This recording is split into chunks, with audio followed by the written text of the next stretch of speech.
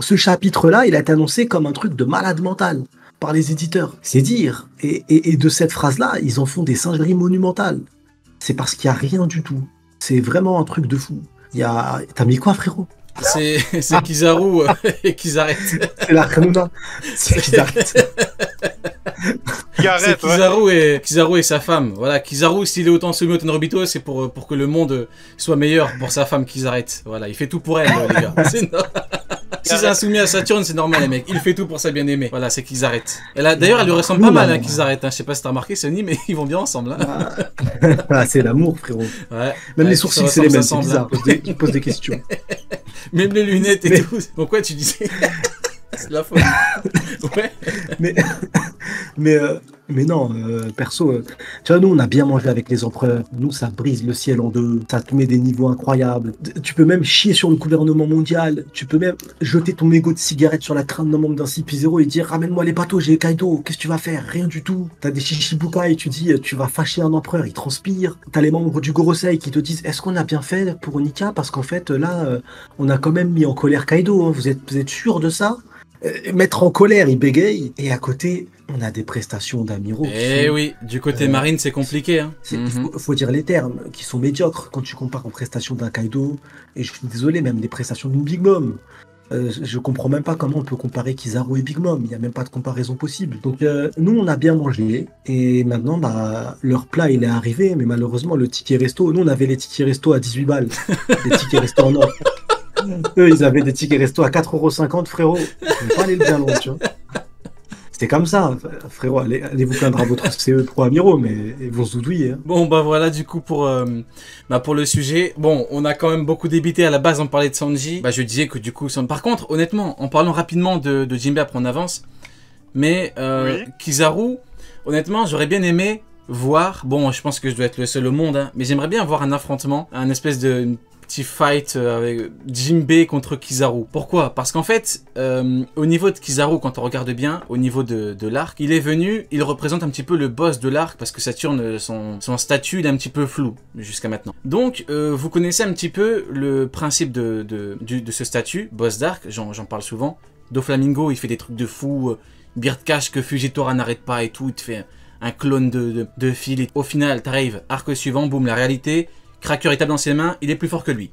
Voilà, ça c'est One Piece, c'est comme ça. Le problème, c'est que Kizaru, il arrive, en tant que boss d'arc, il pourrait avoir une presta masterclass. Soit avec une technique de fou, soit avec des techniques de fou, soit avec des victoires, soit avec plein de trucs. Plusieurs moyens de mettre en valeur un boss d'arc. On prend par exemple César Clown. Hein. César Clown, voilà, avec ses pouvoirs, on a vu ce qu'il a fait. Là, il aurait pu affronter Jinbei, donc on aurait pu avoir un combat, voir un petit peu ce que ça donne. Mais non, tout ce qu'il fait... c'est affronter Sentomaru, et j'ai bien peur, je pense, moi en tant que pro Kizaru, bien évidemment, j'ai une crainte, c'est qu'en termes d'action de Kizaru, en tant que boss d'arc, j'ai bien peur que ça va se limiter à ça. Et si vraiment ça se limite à une victoire sur Sentomaru, c'est quand même extrêmement compliqué. Je sais pas ce que t'en penses, Sony, en termes au niveau de son statut, est-ce que tu penses qu'il peut faire encore des trucs de fou? Honnêtement, en tant que pro Kizaru, je me dis, aïe, si ça s'arrête à Sentomaru, vous allez m'entendre. Donc, c'est quoi ton avis là-dessus, Sony? Ouken, je sais pas, il est où là par contre, hein? J'ai envoyé un message là dans le WhatsApp, je me demandais s'il a crevé. T'as crevé.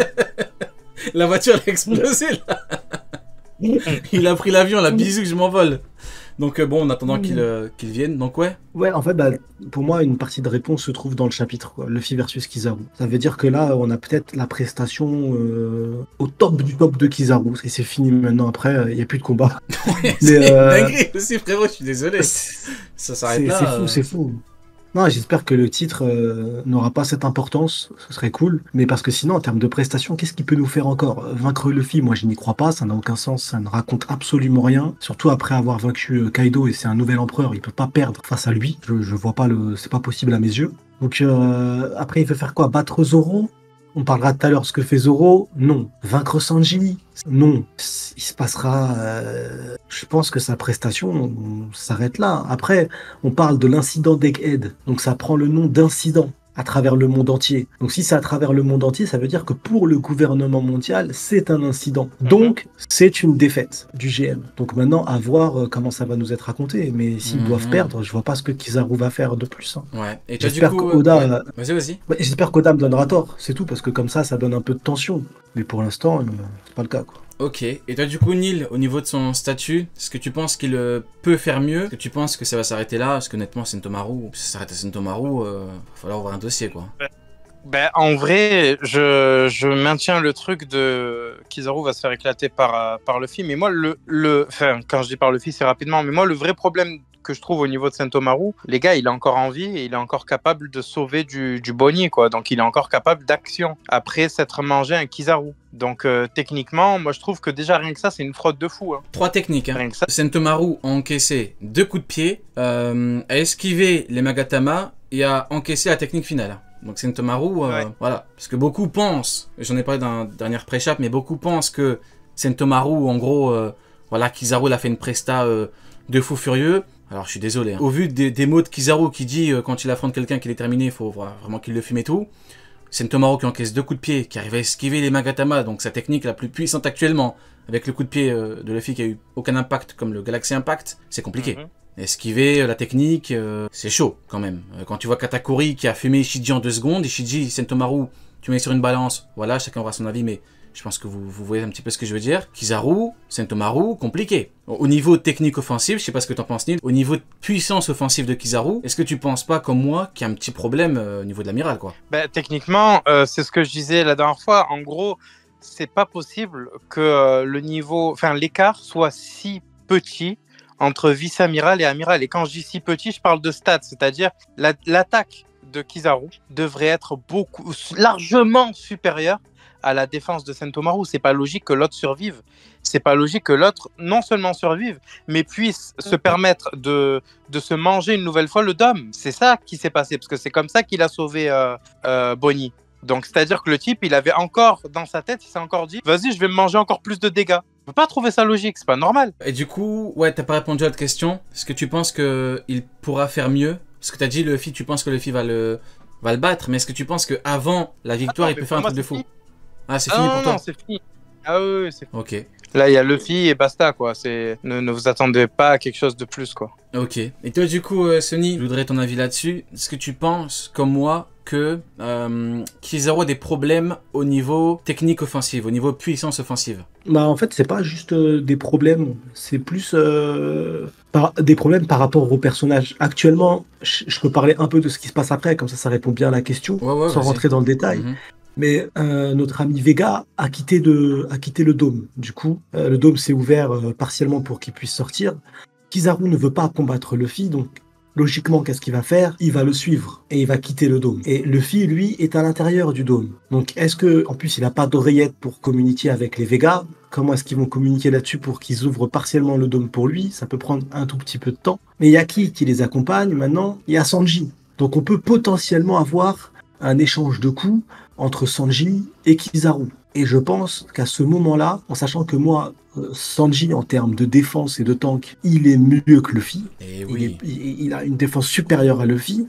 Je pense que vraiment, là, on va avoir l'information sur notre ami Kizaru. À mon avis, c'est maintenant qu'on va le voir. Cette question, j'espère qu'on aura cette question au prochain chapitre. J'espère vraiment. Après, si on l'a pas, c'est que vraiment, à part s'il a besoin d'aller au Bangladesh pour donner un coup de yep, bah c'est pas fou, quoi. Bah après, honnêtement, au niveau de, comme tu dis, quand il est parti au Bangladesh pour envoyer un coup de yep, le problème, c'est que ces Magatama, Sentomaru a pu les esquiver. Donc moi, honnêtement, de ce que j'ai l'impression que l'auteur nous raconte quelque chose par rapport à Kizaru, et pour bien comprendre, il faut faire un parallèle avec Aokiji. Aokiji, au niveau de la ruche, on a pu voir que il était bon en attaque. Donc il s'est beaucoup entraîné et tout, donc il est bon en attaque. Mais en termes de défense, c'est de la merde. On l'a vu contre Garp. Donc je pense qu'à contrario, on a Kizaru qui est très bon en défense, mais qui est nul en attaque. Donc je pense que on a une espèce de de miroir entre guillemets où tu vois, il n'y en a aucun qui est parfait. Dans la mesure où il n'y en a aucun qui est excellent dans les deux domaines. Je parlais de ça par rapport à Garp. Je disais que Garp, on me parle du niveau Yonko. Ne vous inquiétez pas, je ne vais pas en parler en détail, mais le problème c'est qu'il a ni la résistance, il est tombé après 2 coups, ni la puissance offensive. Il a pas battu Pizarro. Donc il a rien de Yonko. Garp, il a rien du tout. Tu peux comparer avec les Yonko. Quand tu vois par exemple Barbe Noire, il a le Goura. Shanks, Haki des Rois. Big Mom, défense de fou, résistance de fou. Kaido, la totale. Luffy, Bajrangun. C'est ça un empereur. Garp, il a rien de ça. Quand tu vois au niveau des amiraux, Voilà, bon en défense, nul en attaque. Maintenant, reste à voir si Kizaru va nous montrer de meilleures techniques offensives. Mais bon, pour l'instant, tu cherches une technique qui fait rien. Donc je trouve ça quand même, pour le moins compliqué. Qu'est-ce que t'en penses, Neil, par rapport à Aokiji et Kizaru?